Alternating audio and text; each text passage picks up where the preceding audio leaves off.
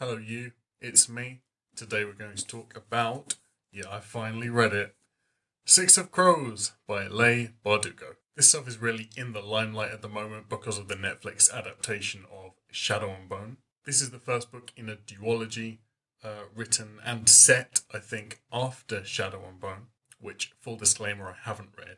But they did some weird stuff with adapting it, which I'll talk about at the end. This is a totally separate story. Plus, people don't say half the good things about Shadow and Bone that they do about Six of Crows, so here is where I've decided to jump in. There's going to be plot, review, comparison to the TV show, maybe not in terms of story, but in terms of scene choices, how the characters are displayed on TV as opposed to how they're displayed in here. Everything will, though, as usual, be marked on the time bar. This book is set in a nameless world. Yeah, weird. I googled it, but apparently it doesn't have a name. Where magic exists, used by various classes of manipulators called Grisha, who are hired out on contract to those who can afford it or fight for nations as part of their military. It's not a rosy world. There is slavery, war, human trafficking, murder. A mysterious and addictive drug called Param is introduced into this society from far away, and it's a drug that amplifies the powers of Grisha and then makes them lose their mind, go completely crazy, or just die from withdrawal stress. The story revolves around a ragtag gang of 6 misfits in Ketterdam, a bustling, sleazy merchant city. Kaz Brecker, a casino owner, con artist, sort of mafia hand, professional swindler, takes the insanely well-paying job of breaking into the Ice Court, far to the north in the country of Fjordell, where Grisha are persecuted, tried and executed as witches. Nobody's ever escaped from the Ice Court, but his job is to break out the man who has the knowledge to create the drug Parrot, presumably to either be executed or sold to the highest bidder. The 6 main characters of the story are him and the 5 others he takes with them on this quest to accomplish this impossible task that if they manage to pull it off,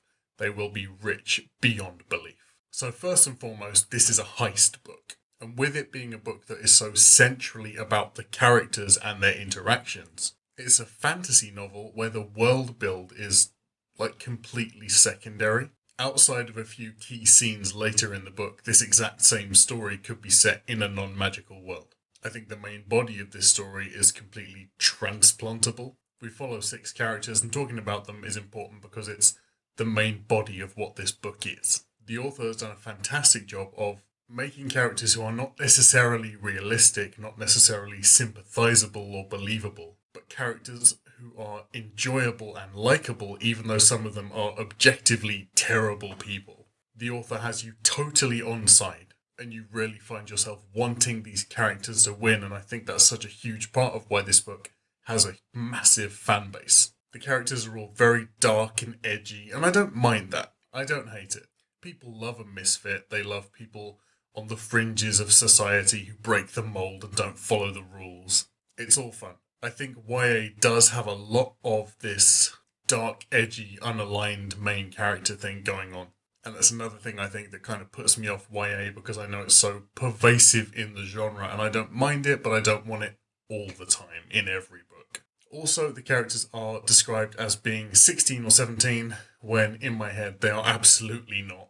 It's like the Raven cycle, where I'm explicitly told that they are a certain age, but because they're very much not acting that age, my brain is like, nah, you're all mid-20s or something.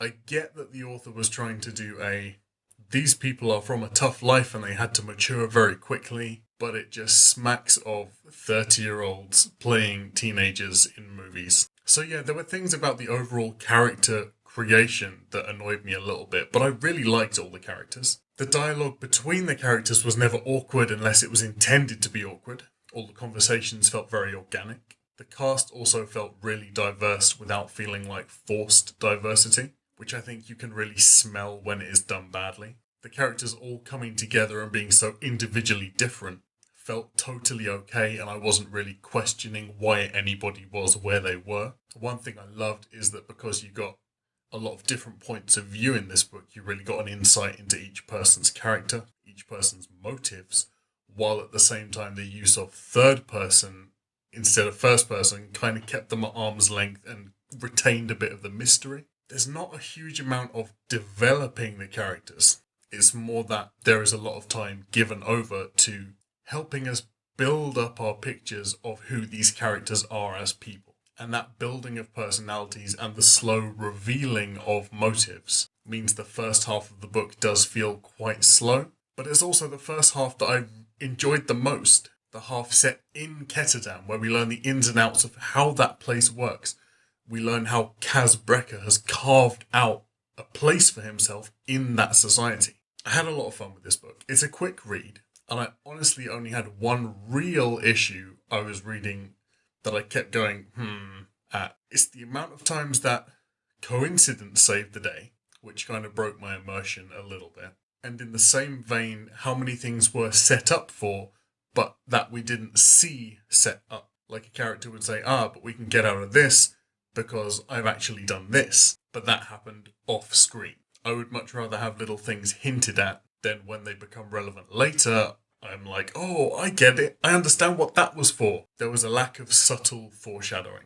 It's quite a predictable story, which doesn't necessarily make for a bad story, but I do think less off-screen and more breadcrumbs for the reader. I saw a good review on Goodreads for this, where somebody had said it's like a heist movie that is so unsubtle, it was like it was directed by Michael Bay. The world build is a bit of an odd one, because we got a lot of references and words dropped in, but not a huge amount described to us physically, besides the ice court where we get some real detail. If I hadn't seen the TV series Shadow and Bone, I would have a very different idea of how things looked in this universe, which kind of leads on to my next point.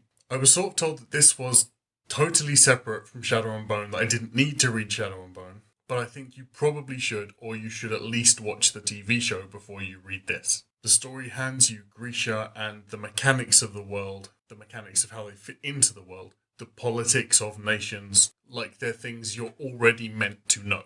And it doesn't really go deep in this book in explaining those things. So I'm really glad I watched the show and I had context for stuff, which brings me on to my next point. TV show comparisons and how I feel it was all done, all of which will be random thoughts and not criticism of the book. So while the TV show is an adaptation of Shadow and Bone, I was noticing a lot of scenes from this that made it into the TV show, which I was initially confused about, which made me think a couple of things.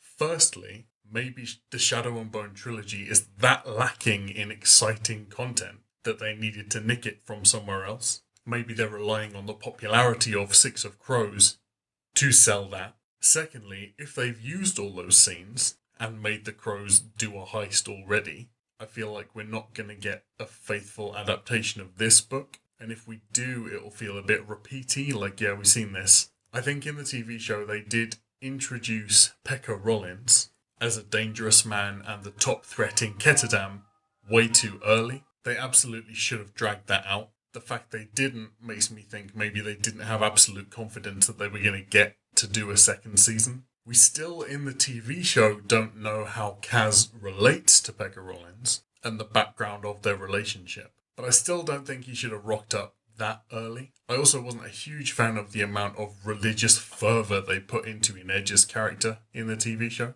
In the book, the way we see her faith is as a quiet, confident thing that persists even in the face of constant ridicule from Kaz. And that works. It really makes us understand that that is such a strong, unshakable part of who she is. It's done gracefully, but in the TV show, the moment when Alina light bulbs up at the party and Inej, in her brain, just like threw everything to one side and was like, this is the important thing now. I feel like that was kind of clumsy, could have been handled better.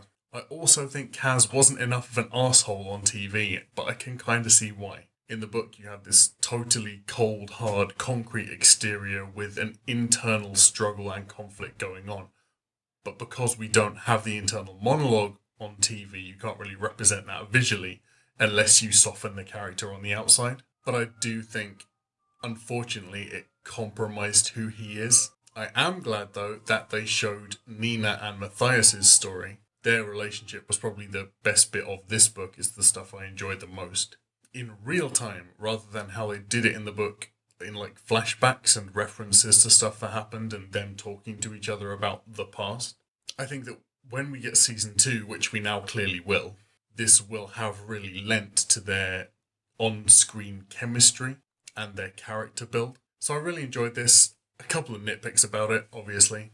But even despite that, I'm going to give it 4 stars. It was really fun. Highly recommend it. So thanks for watching. I'll link my Interstellar Sci-Fi Book Club that I'm part of down below. Don't forget to join us on that. Don't forget to like and subscribe for more single video reviews. Link my Goodreads and my Twitter down below. Follow me on there as well. I'm on Readerly now too, and my @ is Max. I'll see you soon for the next review. Bye.